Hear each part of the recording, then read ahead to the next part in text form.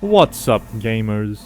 Sometimes when I'm playing games, I have to use a keyboard and two hands. This is ineffective. I require the ability to game and drink simultaneously, and this electronic typewriter is hindering that dream. So I have two options.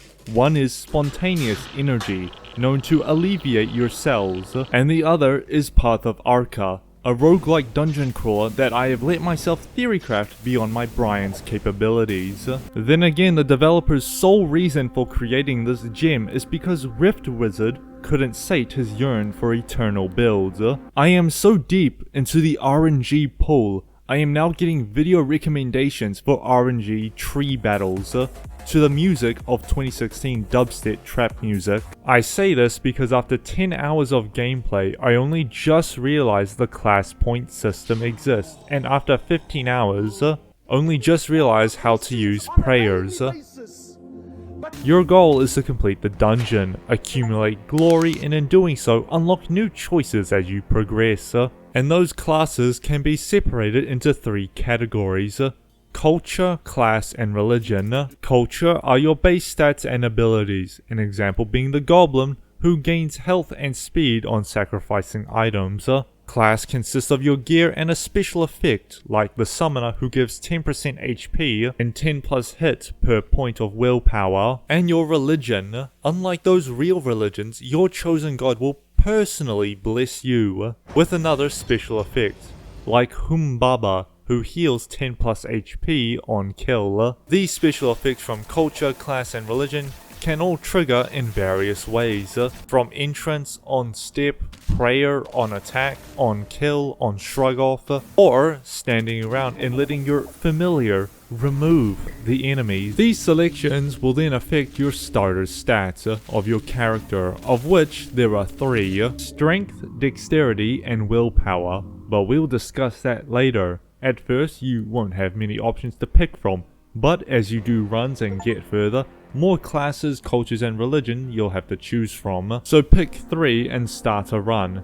Here we have our landscape, character, prayers, divine intervention, irrelevant, health, inventory, the hand investments, XP, game turn, and action. Upon gaining enough XP, you'll be presented with 4 options, each with their respective bonuses. Strength negates encumbrance, boosts resistance to poison, death, and blood, provides a boost to health, armor, block, and two-handing. Dexterity boosts your dodge, block, chance to block, accuracy, two-handing, and grants speed. Willpower boosts your damage, status recovery chance, summon maximum and familiar bonus damage. And vigor, this is for when death comes knocking, and his stats are no joke. All of these stats can be checked in your inventory. Lastly, for stats, we have speed, encumbrance, and inflexibility. Speed determines how fast your character acts. The higher it gets, the more actions you can take in a turn. Encumbrance over strength lowers your dodge by 20 per point and speed by 2, while inflexibility divides your willpower damage bonus and weapon size. It's probably important somewhere. Accuracy determines the success of hitting an opponent, while hit determines the possible damage output. These are probably all your innate numbers you start with regardless of build. So you've got your character, now you spawn in, complete all the areas until you hit the loot room. Here you'll find some brand new armor and weapons ranging from really good and complementary to your build and progression to absolute garbage. Why yes, I would love a skirt that turns 25% of poison damage into blood damage on a weapon that doesn't have poison damage. Each loot room takes you to the map. Here you'll get 3 to 2 choices of locations, each with their own loot and enemies. Sometimes it's worth it to check their resistances and abilities. After all, you wouldn't want to send your fire-centric character into a group of firebirds. As you progress, you'll find many special tiles. Some tiles are singular domains. You jump in, kill everything, grab the loot, and leave. Others are towers containing additional loot but harboring stronger enemies. Regardless, whether it's towering dungeons, deep caves, or a forest, you'll start accumulating points. Opening this hand takes you to the perk system. Here you can spend your points on perks for your character, with 10 total perk trees. These can range from healing yourself every game turn to salamander persona. His name is Spicy Smegma. If you really like a specific perk, you can upgrade it multiple times. After investing enough points, you can select from a few prestige classes. These are special classes that are a combination of one of your chosen perk. It takes 25 point investments between 2 perk trees. It doesn't matter the perk investment. You could have 2 points into physical and 23 into fire, or 16 into fire and 9 into physical. You'll still get the Fire Knight. After many minutes of experimenting, you'll find a build you like and beat the first cycle. Cycles are just extra difficulties. Each cycle makes the game tougher, giving additional stats to enemies. Combat. Picture the combat like a pyramid scheme. At the top you have the game turn. You can see when the game turn occurs by this bar here. And within the game turn are a series of turns that you and the enemies use. And then within those turns are one action. Depending on your speed, this can determine how many turns you can take as well as who gets to attack first. And there are many ways to attack. Staves, swords, fists, spears, knives, clubs, axes, and an orb I pulled out of my ass. The poison on this thing is unbelievable. Usually weapons have 8 to 7 characteristics, including accuracy, hit, damage type, block chance, range, encumbrance, weapon size, and usually a single resistance to a damage type, but it can be much more, and a special effect.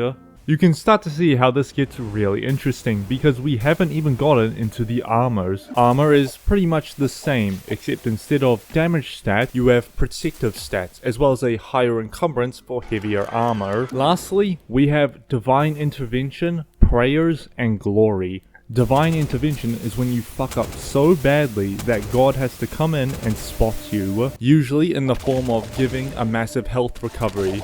To get Divine Interventions, you need fully charged prayers. Prayers are these 3 things up here. These are abilities your character can use. They can give buffs, deal out damage, heal, or provide special bonuses. When you use a prayer, you'll consume a charge. How the charge is restored can vary. It could be going to a new area, on kill, on attack, on an adjacent attack, shrug off, tax evasion. The possibilities are truly limitless, except jumping. You're not allowed to do that. I can accumulate enough weight via donut consumption to turn my composition into a hulking mass of iron armor. I can summon a familiar that doesn't even operate on the same rules everything else does. My sheer presence sends fires everywhere, but this one block gap? Yeah, you're going to have to walk around that, pal. This is what happens when Elder Scrolls 6 doesn't get released. I remember when I had an Xbox 360 and I had Skyrim, and I remember not fully knowing the implications of what deleting a save file meant. Figuring out how everything works may take you a couple dozen tries. Really, the best way to succeed is to have a plan of what you want your character to be. Electric Discharge, Heavyweight Wheelchair Unit, Schizophrenic Purple Master Race, Ants Colony Rainbow Suicide Squad, and the Goblin. As you get further into the map, your glory will rise. You need glory to unlock new prayers, as at the start you'll only have access to one prayer.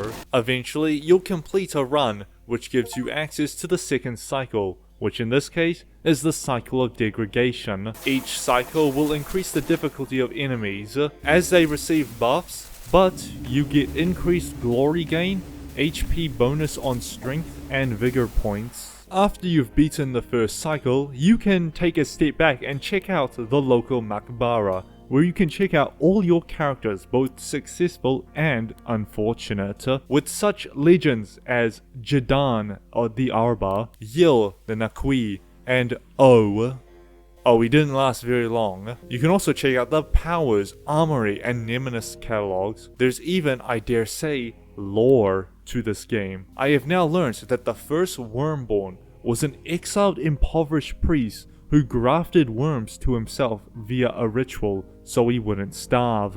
With all these options for builds, how far can you go? Well, Arbor Warrior of Marduk. I decided to go for pure strength with Taurus leg plates, Aura Manica, gold plating, and Helm of Marduk. And Arbor can convert inflexibility into 5% resistance per point. Warrior is for the shield and high health pool, and as well as poise. And Marduk. With Martin's powers, it lets me make every point of encumbrance give me 40 plus hit and 10 plus accuracy. Not to mention, any hit piece picked up would transform into the Helm of Marduk, which gives encumbrance equal to your strength. I knew my mission: to equip the heaviest, fattest, morbidly overweight armor I could find. The Aura Manica gave me Inflame, giving accuracy and damage. The gold plating made it so I wouldn't lose my Inflame upon being hit.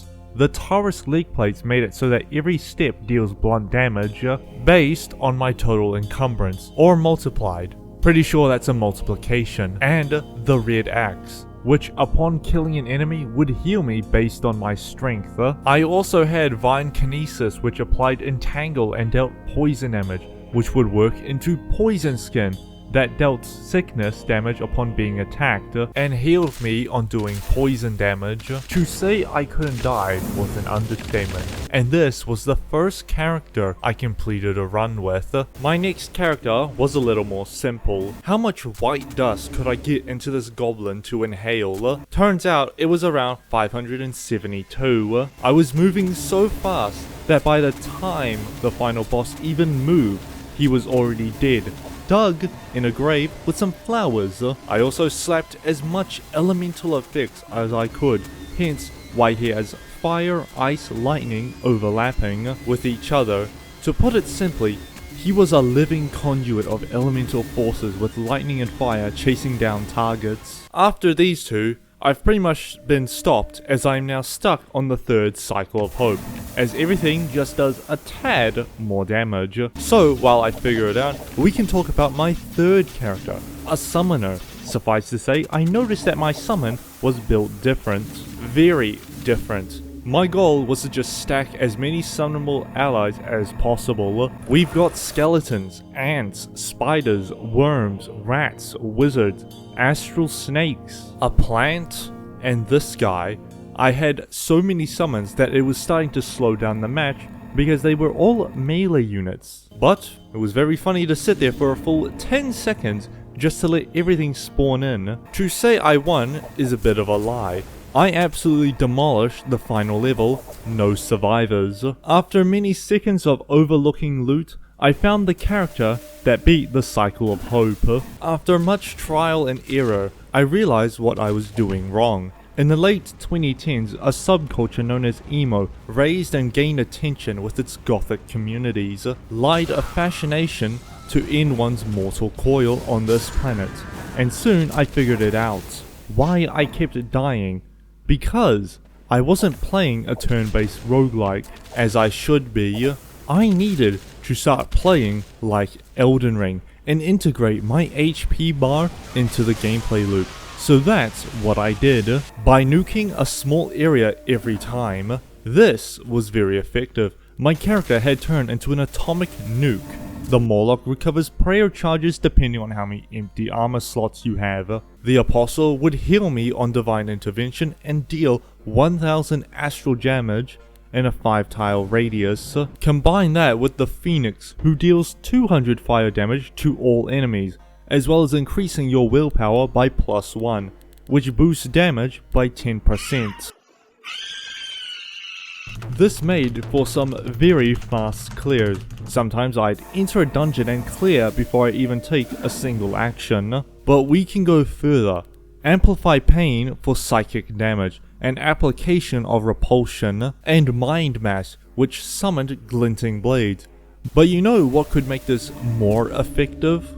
Mushrooms. Continuous, ever-growing mushrooms. By replacing my glinting blades with Glyva class, My mushrooms would act as landmines. Anyone who attacked one would be bombarded with psychic attacks, with damage scaling from willpower multiplied by the number of mushrooms. By the time I reached the final boss, he was more of a bloated tumor. There are other cycles, but after that one, I mainly just mess around and see funny numbers instead. I give this game a fuck anything that applies ice out of complete bullshit that I died because enemies kept blocking the way. As assured, the sweatshop never stops production. Subscribble and enjoy your next video. You all have a heart of gold that holds no soul.